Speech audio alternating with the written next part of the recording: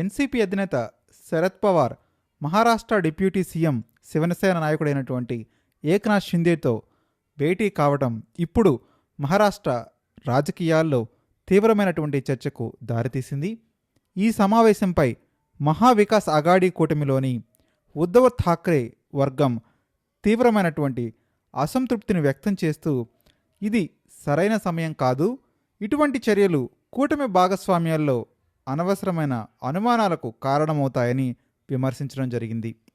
అయితే బీజేపీ మాత్రం రాజకీయ నాయకులు పరస్పరం కలవడంలో తప్పేమీ లేదని సమర్థించడం జరిగింది.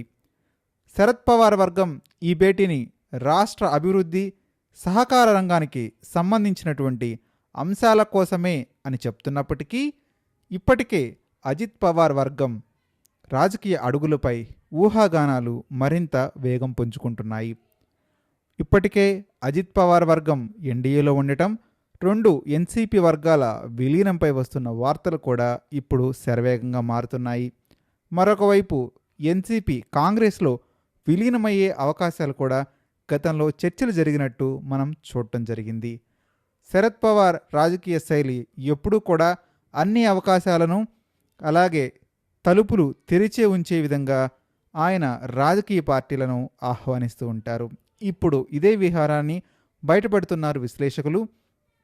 ఆయనకు బీజేపీ, కాంగ్రెస్ సహా అన్ని ప్రధాన పార్టీల నాయకులతో సత్సంబంధాలు ఉండటం వల్ల అవసరానికి అనుగుణంగా ఆయన రాజకీయ సమీకరణాలు, నిర్ణయాలు తీసుకునేటువంటి నేతగా పేరుంది.